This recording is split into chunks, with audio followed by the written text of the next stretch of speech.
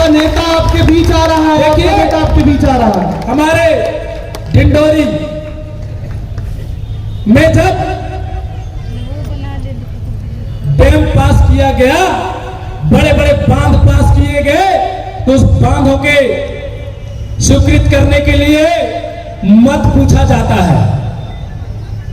प्रस्ताव जब पारित होता है तो जैसे जिला पंचायत, जनपद पंचायत और ग्राम पंचायत में प्रस्ताव पारित होता है, तब वहां पे सबके सामने सभा में ये बात रखी जाती है कि कहां मत बांध निर्माण किए जाए। आप सब लोग अपने ग्राम पंचायत में झगड़ा होते हैं, अपना अपना मत रखते हैं कि हमारे टोले का रोड बनना चाहिए, हमारे मोहल्ले का रोड बनना चाहिए।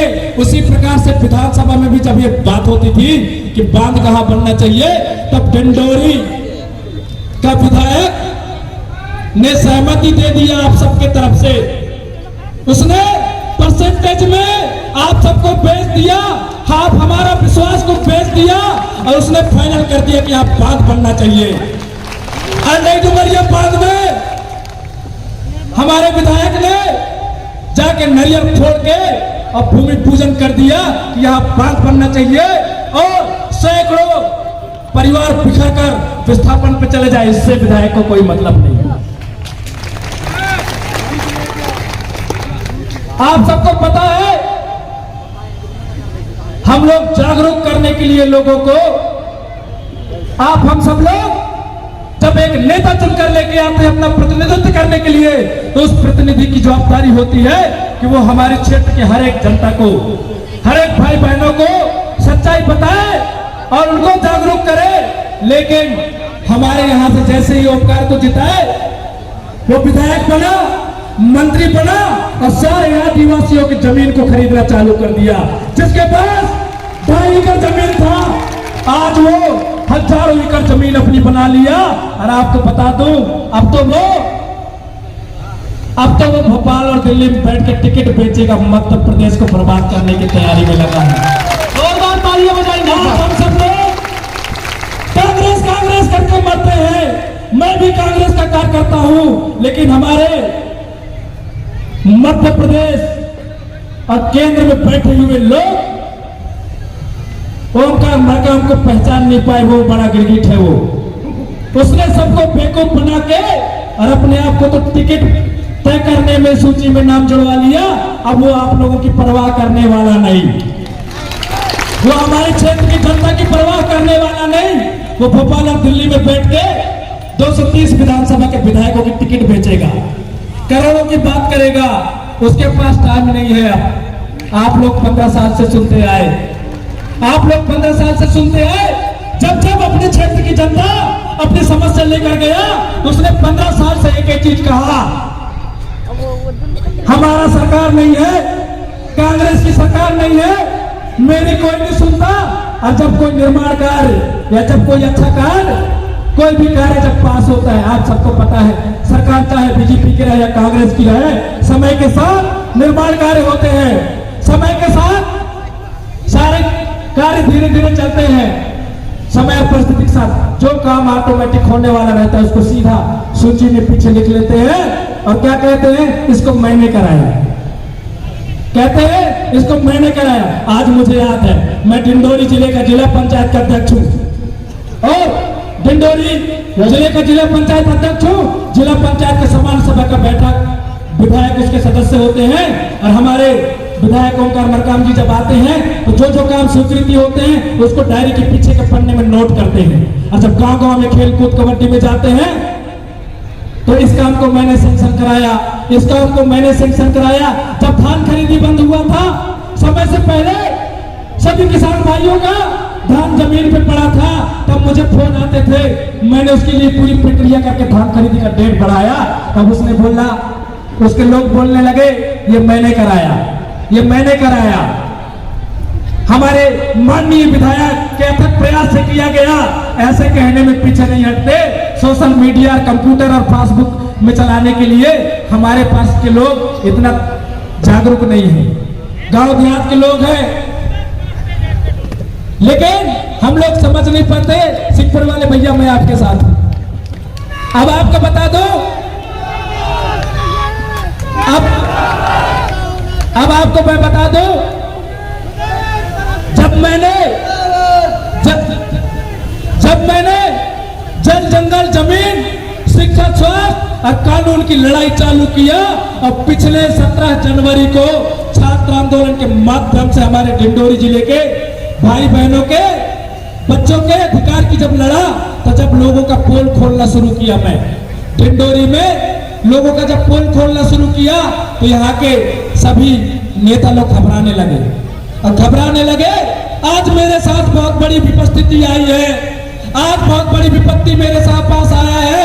आप सबको पता है, कुछ दिन पहले एक घटना घटा था, खूब मीडिया और सोशल मीडिया में लोग चला रहे थे।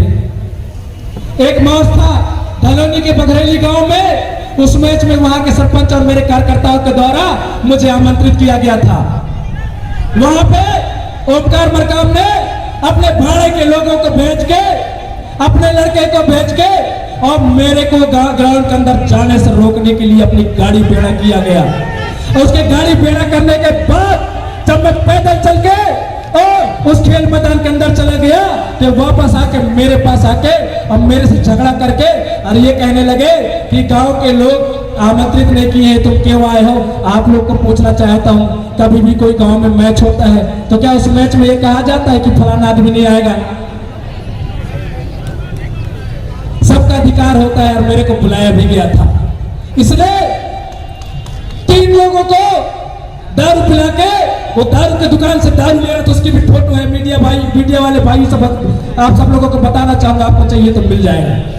जितने भी चीजें मैं बोलता हूँ सत्यता की बात करता हूँ, हर एक मेरी बात में सच्चाई है।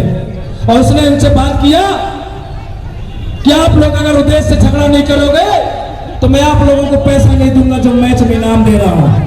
जहां जहां मैंने इनाम दिया, जहां जहां मैंने सहयोग किया, हर जगह तो आया वो, लेकिन उसके लोगों ने जहां पे पैसा देने की बात किया वहां पे मेरे को जाने से रोका।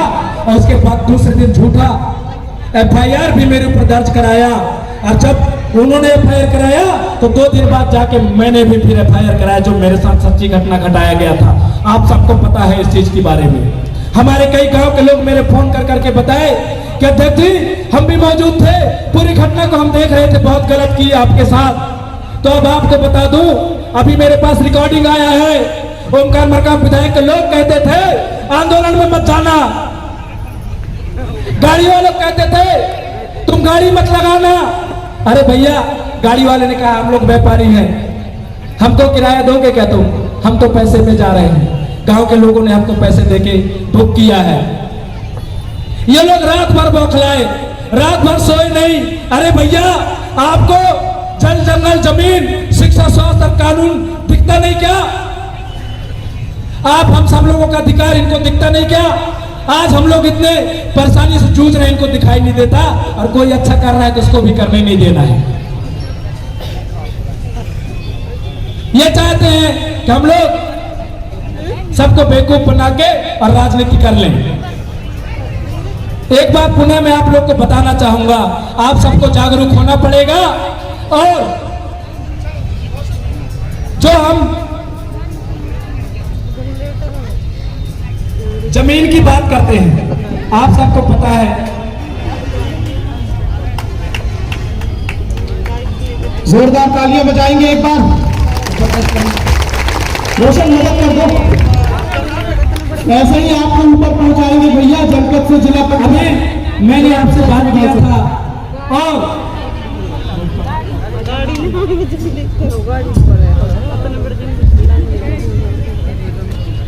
अभी हमारे डिंडोरी जिले के कोने कोने से भाई बहन सभी लोग आए हैं। कभी कभी ऐसी बात आ जाती है कि हमारे बांध की बात नहीं रखे थे, तो सभी बांध प्रभावित क्षेत्र की सभी जनताओं से मैं एक अपील करना चाहता हूँ और आप सब लोगों को एक जानकारी देना चाहता हूँ कि जो आप लोगों ने बात किया है, हमने अपने ज्ञापन में लिखा है अंडई बांध, बिठल्ले बांध, सेवापुर बांध, राघवपुर मरवारी बांध विद्युत परियोजना, ये सारी जो बांधे हैं, जो आप लोग नहीं चाहते कि ये बांधे बने, सभी बांधों को हमने प्रोसीडिंग में लिया है। इसके साथ साथ आप सब लोग देखते हैं, हम लोग बात करते हैं शिक्षा की, शिक्षा के नाम से आप सबको बता दूं, अभी आप सब लोगों को बता रहा हूं मैं कि शिक्षा के क्षेत्र में जो करोड़ों और अरबों रुपए का जो घोटाला हुआ, आप सबको पता है कि डिंडोरी जिले में 7 सीएम राइज स्कूल, डिंडोरी जिले में 7 हायर सेकेंडरी स्कूलों को सीएम राइज में मर्ज करने के लिए 14 लाख रुपए आया। और हमारे डिंडोरी जिले के 7 हायर सेकेंडरी स्कूलों को सीएम राइज में तो मर्ज कर दिए, लेकिन जो 14 लाख रुपए आए थे उसको पुराने टेबल बेंचों को पोत कर वापस वहीं बिछा के और कागजी कार्रवाई में नई खरीदी का बिल बनाकर करोड़ों रुपए का घोटाला कर लिए।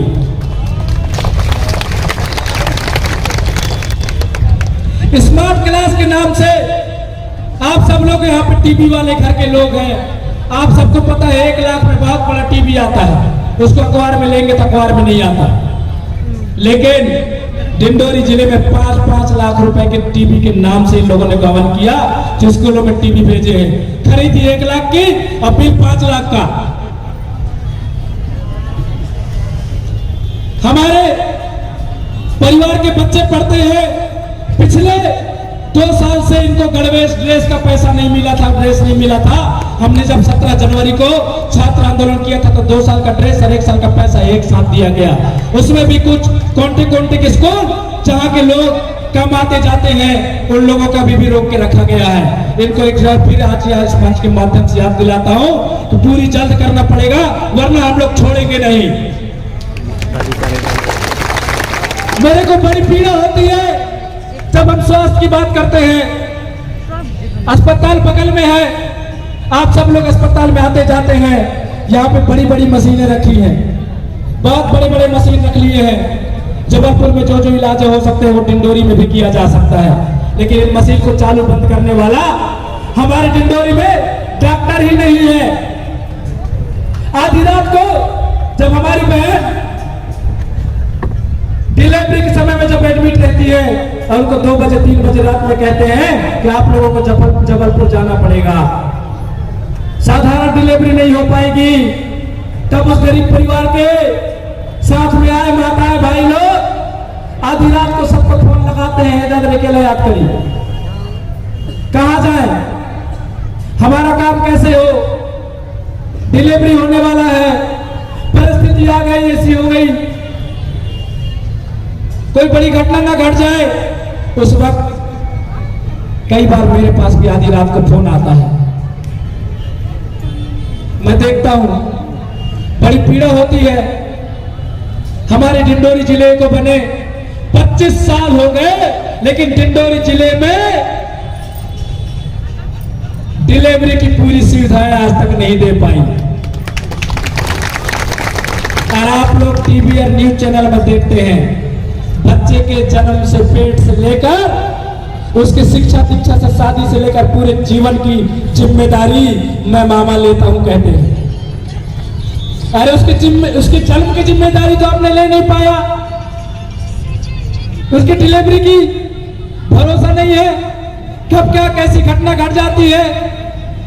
स्कूलों में पढ़ाने के लिए मास्टर नहीं, और कहते हैं माताओं को, आप सबका परिवार का सदस्य, आप सब लोगों के लिए लड़ाई लड़ूंगा मैं, आप सब लोगों के अधिकारों को दिलाने के लिए मैं काम करूंगा। सोचिए, जब भारत देश में अंग्रेजों का कब्जा 200 साल तक था, उस वक्त महात्मा गांधी जी और हमारे भारत देश के क्रांतिकारी लोग अगर ये नहीं सोचे होते जो आज हमने सोचा, उनके मन में ये विचार नहीं आया होता कि हमारे आने वाली भारत की नौजवान नई पीढ़ी को आजाद भारत मिलना चाहिए, उन्होंने अपनी चिंता नहीं किया। उनको जो जीवन जीना था वो जी चुके थे, उनकी उम्र निकल चुकी थी, लेकिन उन्होंने अपने आने वाली नई पीढ़ी के लिए विचार किया। उनने आने वाले नई पीढ़ी को आजाद भारत देने का एक निर्णय लिया, तब जाके आज हम आजाद भारत में जी रहे हैं। और अब समय आ गया है उन क्रांतिकारी नेताओं के जैसे विचार, उनकी सोच को लेकर आप हम सब लोगों को डिंडोरी जिले के विकास के लिए, डिंडोरी जिले के आने वाले नई नई पीढ़ी के लिए हम लोगों को भी आने वाली नई पीढ़ी के भविष्य के बारे में सोचना पड़ेगा।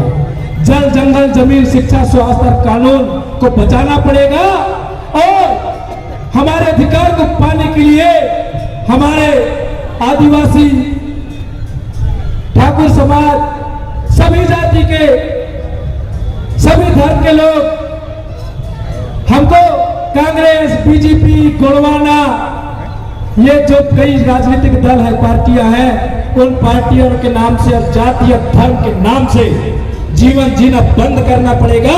जो जो जिस जाति में है वहां रहेंगे, जो जो जिस धर्म को मानते हैं वो उसको मानेंगे, जो जो को जिस पार्टी से प्रेम है उस पार्टी से वो प्रेम करेंगे। लेकिन जब डिंडोरी के विकास की बात आए, जब डिंडोरी जिले के अस्तित्व को बचाने की बात आए, उस वक्त आप हम सब लोगों को अपनी पूरी बातों को भूलकर और एकजुट होकर डिंडोरी जिले के नए निर्माण करने के लिए एकत्रित होना पड़ेगा, एकजुट के साथ संगठित होकर और हमारे अधिकारों के लिए लड़ना पड़ेगा। वरना तो हमारा डिंडोरी जिले का परेशानी बना का बना रहेगा। अब मैं आप लोगों को पुनः हाथ जोड़ के निवेदन करता हूं, ये मेरे लिए नहीं, ये आप लोगों के लिए नहीं, हमारे अभी आप देखे थे बहन एक बैठी है, एक भाई, छोटे छोटे बच्चे, 2 मासूम बच्चे बच्चियों ने जो आज यहाँ पे मंच के सामने से अपने शिक्षा के लिए, हमारे क्षेत्र की जनता के लिए जो बात रखे उसको याद कर लीजिए। इनका पूरा भविष्य बाकी है, इनकी भविष्य की शुरुआत है। इन लोगों ने, इन मासूम बच्चों ने अपने जीवन की रक्षा की गुहार लगाया है आपसे